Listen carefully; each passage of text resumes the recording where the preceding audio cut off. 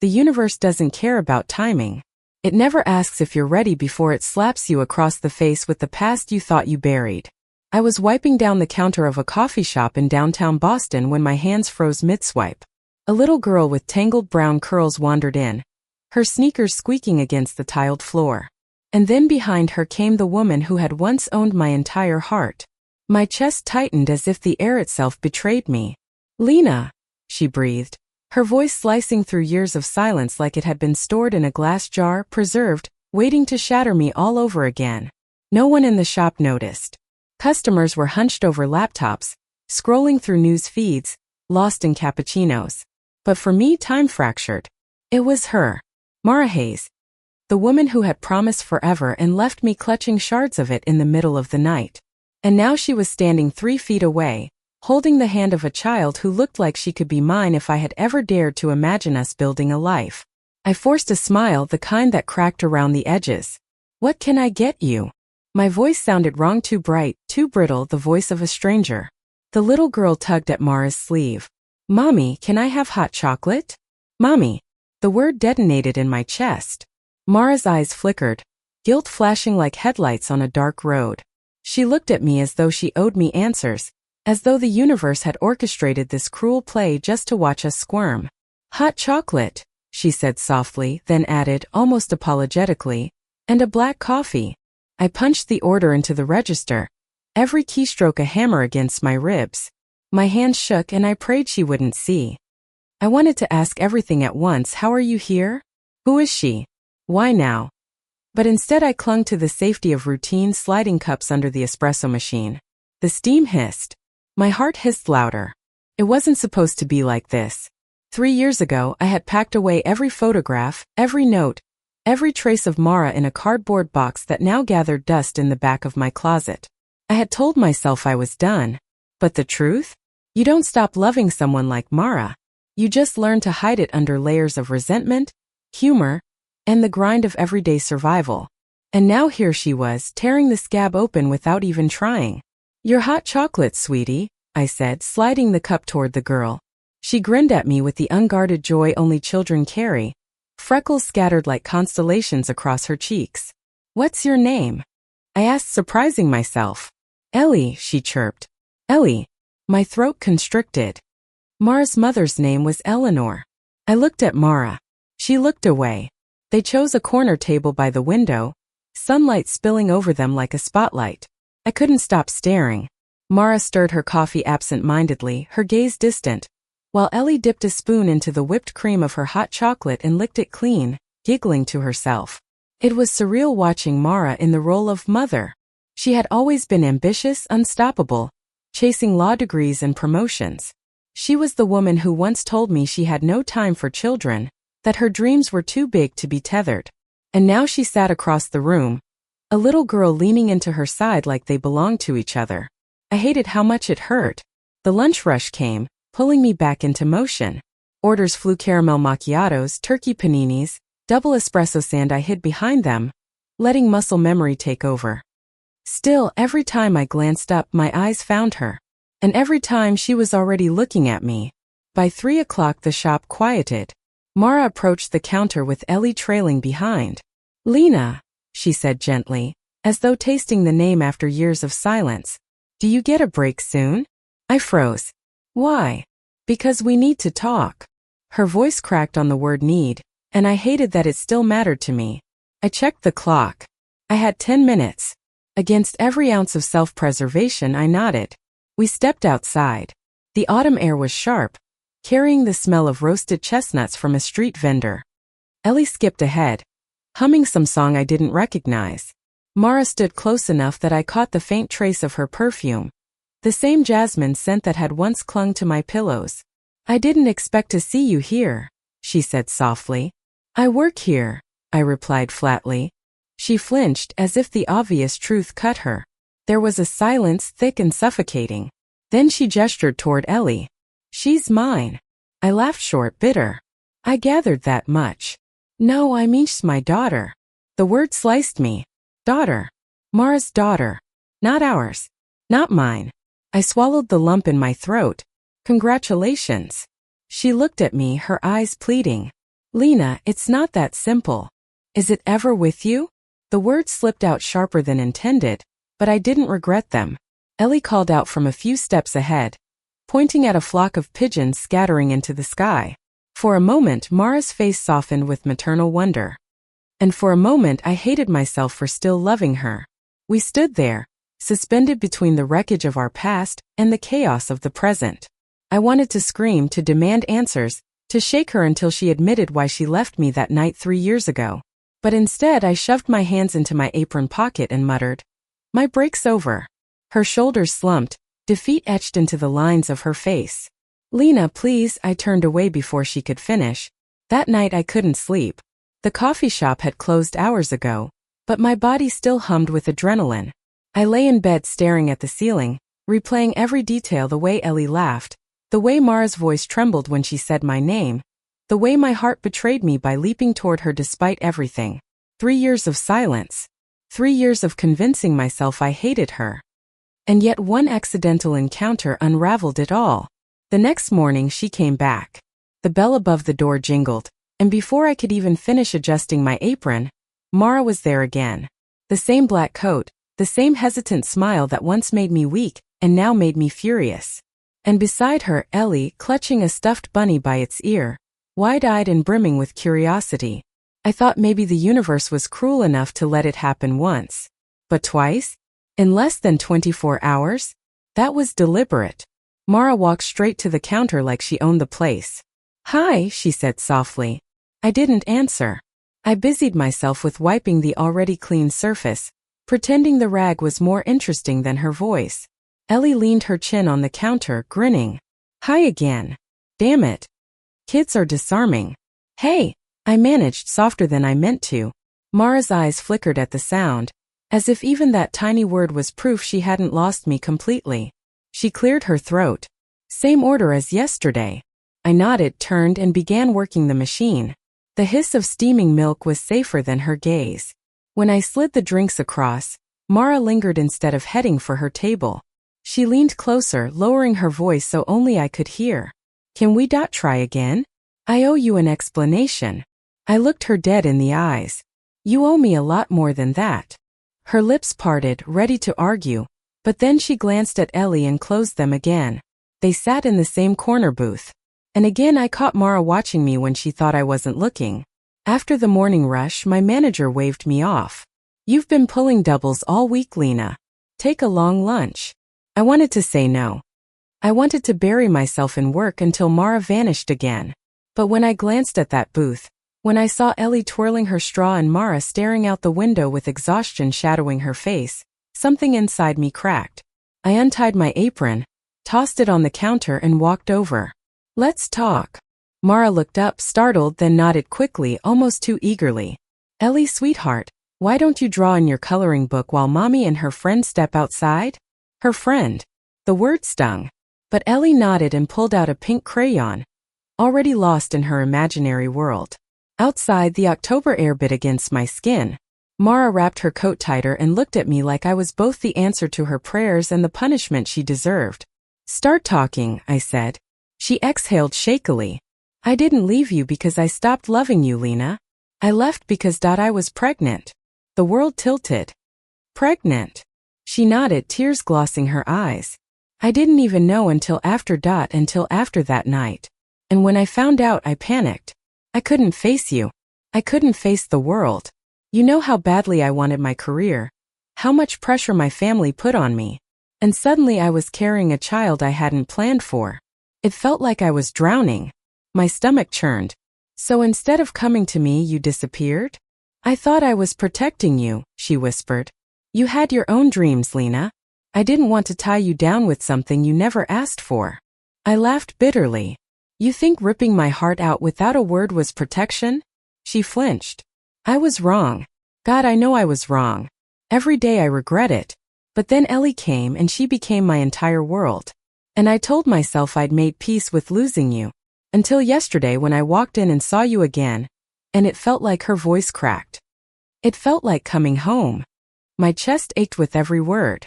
I wanted to hate her. I wanted to scream until my throat bled. But behind all that anger was the undeniable truth. I still loved her. I crossed my arms, clinging to the only shield I had left. You don't get to waltz back in and say that like it fixes anything. I know, she whispered. I'm not asking for forgiveness. I just needed you to know.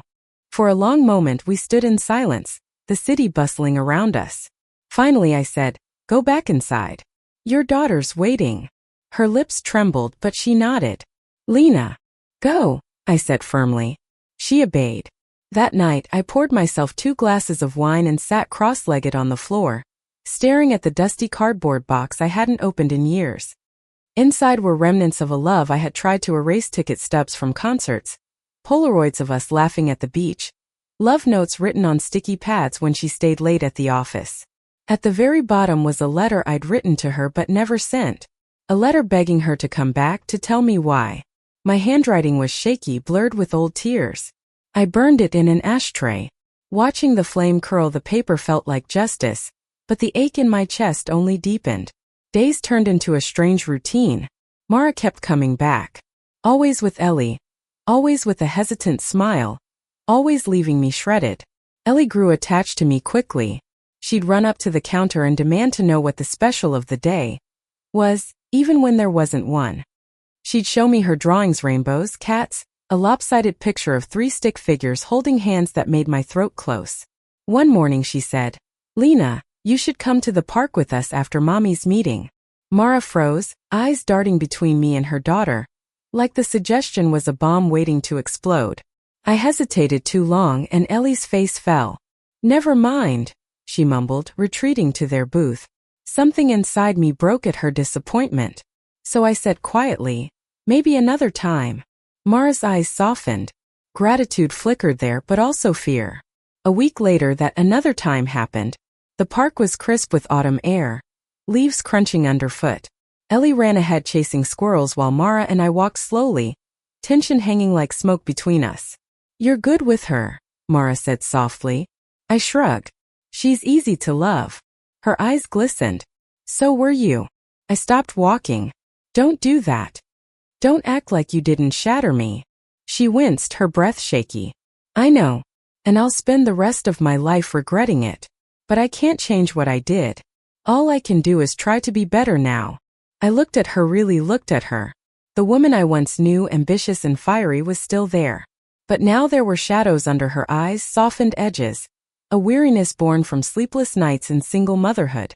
She wasn't the same Mara. And maybe I wasn't the same Lena either. Ellie came running back, cheeks flushed, holding a fistful of leaves. Look, treasure. She stuffed them into my hands and laughed, then wrapped her small arms around my waist without hesitation. My heart broke and healed in the same breath. That night Mara texted me. I didn't know how she got my number, probably still memorized it from the years we spent together. Thank you for giving her a chance to know you. Even if you never forgive me, I'm grateful. I stared at the screen for a long time before replying. She's a good kid. I didn't say what I wanted to. That every time I looked at Ellie, I saw pieces of a life we could have had. Over the next month, lines blurred. We never said we were trying again, but it felt like gravity pulled us together anyway. Mara would bring Ellie into the shop, and I'd slip her extra marshmallows. Afterward, we'd walk to the park or grab takeout. All 3 of us crowded into Mara's small apartment that smelled faintly of jasmine and crayons. One evening after Ellie fell asleep on the couch, Mara and I sat in silence, wine glasses untouched between us. She finally whispered, Do you hate me? I turned to her, throat tight.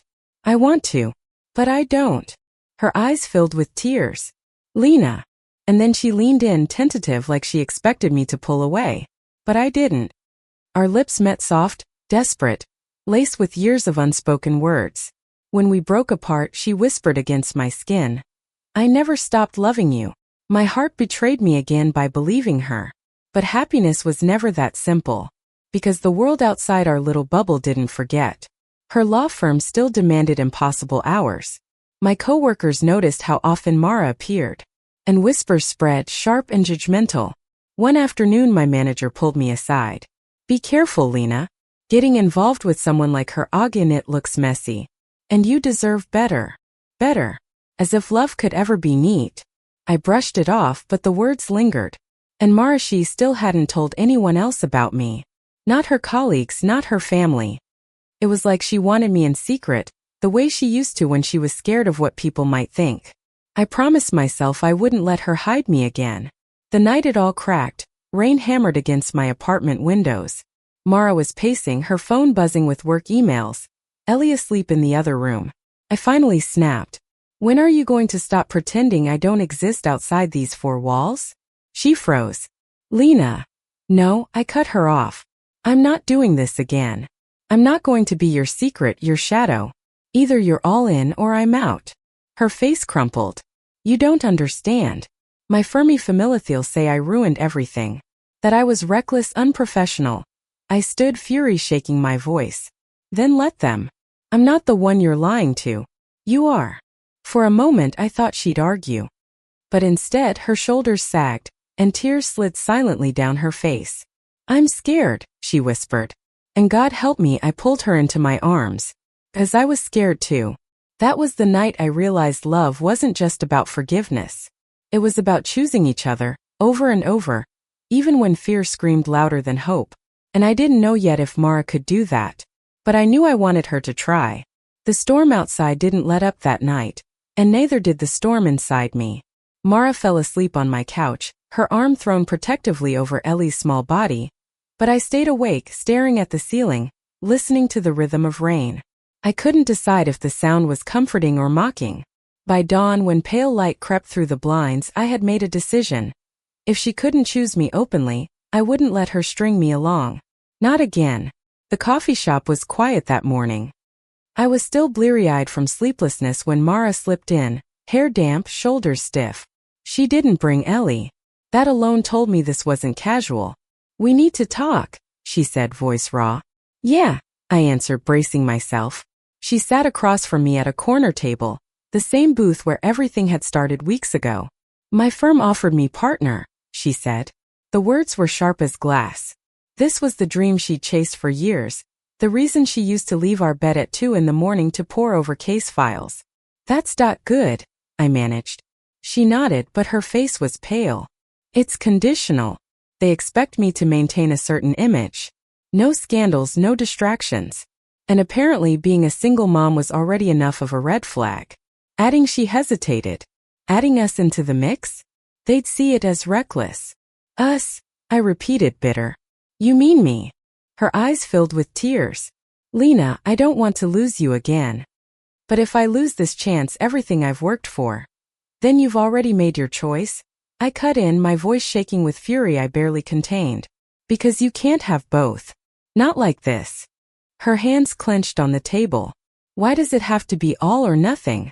Why can't you understand how hard this is for me? My laugh was sharp, humorless. Because I lived it once, Mara. I know exactly how hard it is to love you in secret. And I won't do it again. We sat in silence, the hum of the espresso machine filling the space between us. For a fleeting second I saw her resolve crack. But then her phone buzzed and her eyes darted down. And just like that I knew. She wasn't ready to choose me. That night I avoided her calls. I drowned myself in work, in cleaning, in anything to keep from collapsing. But my phone lit up again and again, her name glowing like a wound I couldn't ignore. The last message came after midnight. I don't know what to do. Please don't give up on me. I threw the phone across the room, but the words etched themselves into me anyway. For the next week I didn't see her. She stopped coming to the shop. No Ellie, no Mara. At first I felt relieved, like a wound finally had space to close. But soon relief gave way to emptiness. The shop felt quieter without Ellie's laughter, lonelier without Mara's gaze pulling at me from across the room. I hated how much I missed them both.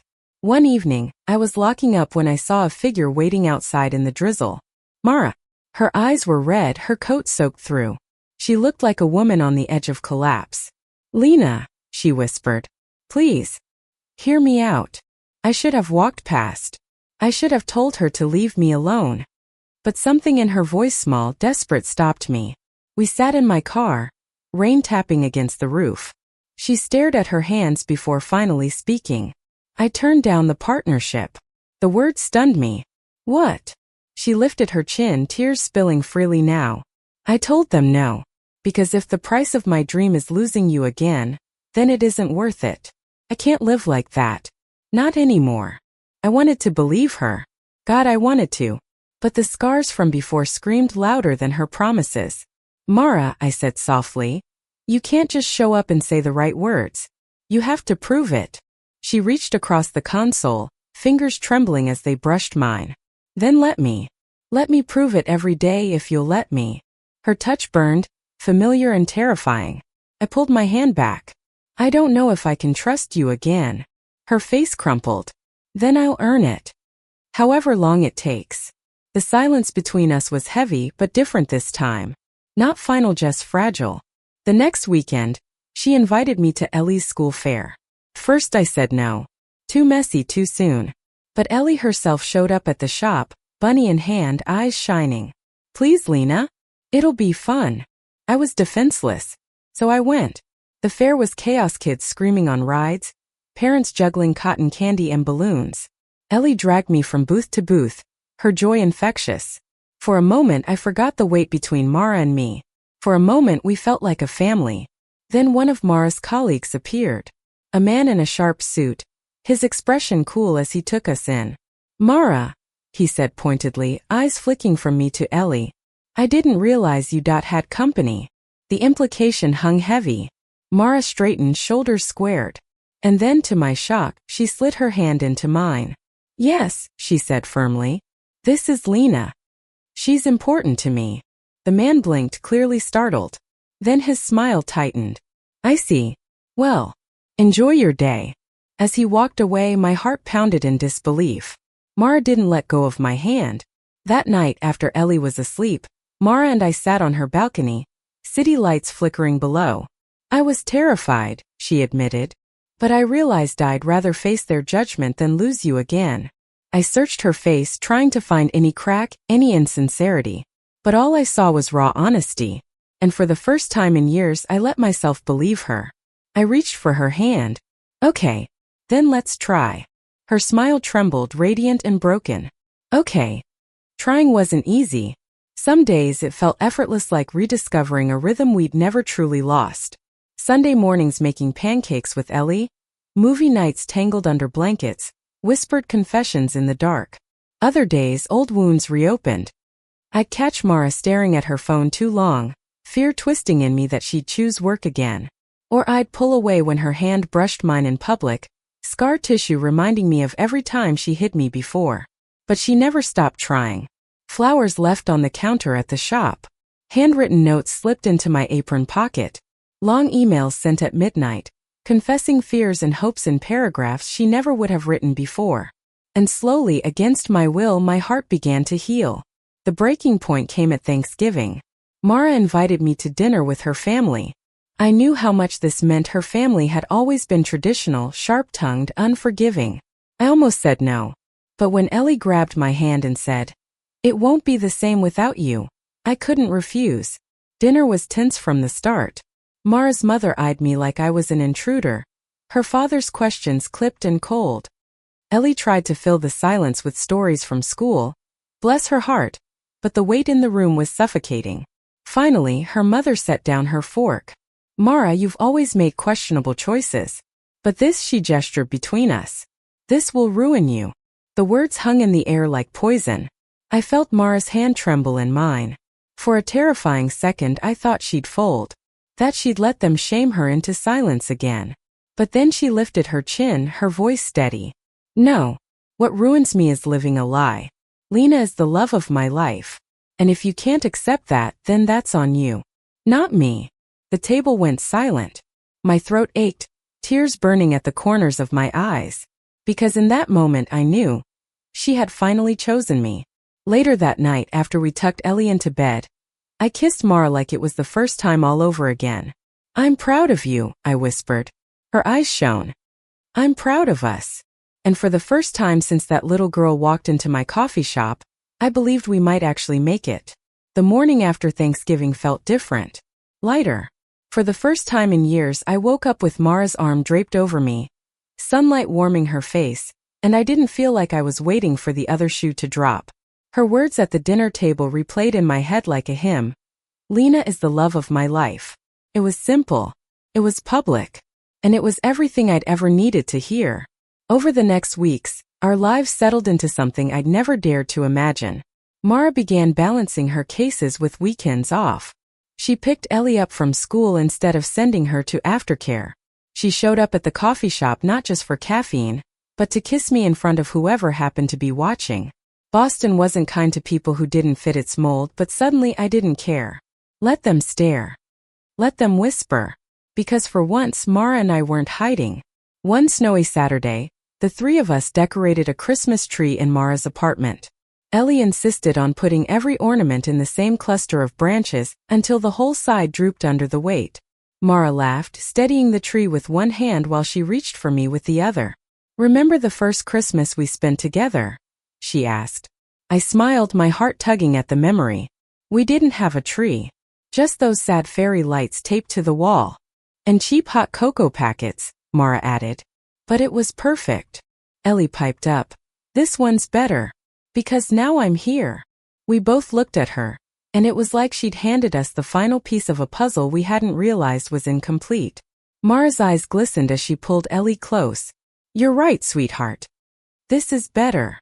And when Mara leaned in to kiss me under the twinkle of the lights, Ellie groaned, covering her eyes dramatically. "Ew, mommy. Gross."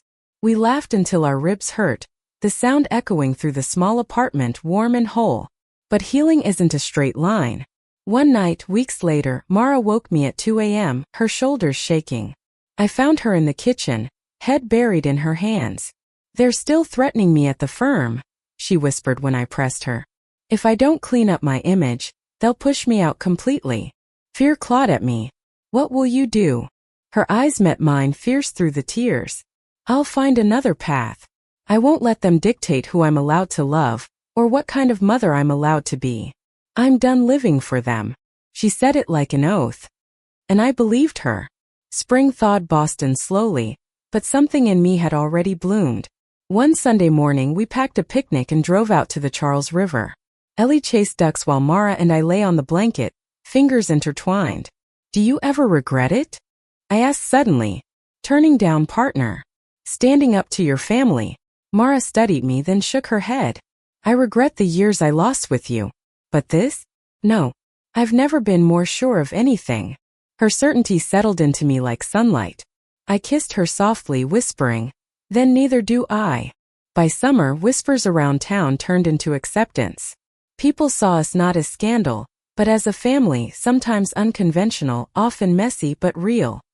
Ellie started introducing me at school as my Lena, as if there had never been a time I wasn't hers.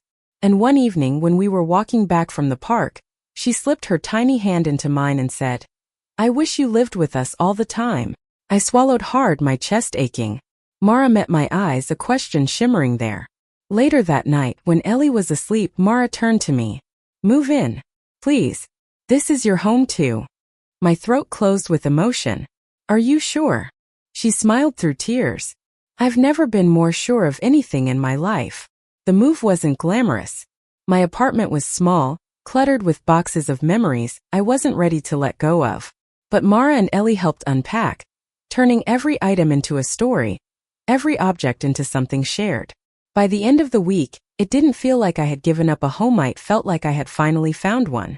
Months passed. We learned each other all over again, our quirks, our rhythms, our scars.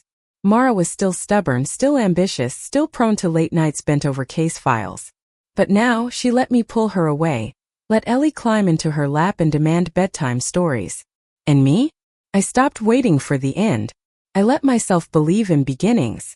The day it all crystallized was an ordinary Sunday. We were in the park again, Ellie darting ahead with her bunny in tow. Mara squeezed my hand, her expression nervous.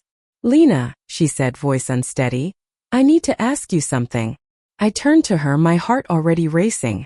She pulled a small velvet box from her coat pocket, her hands trembling. When she opened it, the ring inside caught the sunlight, simple but radiant. "I don't want to waste another day pretending this isn't forever," she whispered. "Will you marry me?" The world stilled. Tears blurred my vision as I nodded, laughing and crying all at once. "Yes. God, yes." Ellie squealed, clapping her hands. Does this mean I get two mommies forever? Mara pulled us both into her arms. Forever, she promised. The wedding wasn't grand. Just a small gathering in a garden, fairy lights strung through the trees, laughter spilling into the warm night air. I wore white, Mara wore navy, and Ellie carried the rings, beaming with pride. When I said I do, I meant it with every piece of myself. When Mara kissed me, I felt years of pain dissolve into something stronger, something unshakable. And when Ellie shouted, "Kiss her again, Mommy!" we did, laughing into each other's mouths, the world finally ours. Now, years later, I sometimes stand behind the counter of that same coffee shop and wonder at the cruel, beautiful symmetry of it all. How one ordinary day, a little girl walked through those doors and changed everything.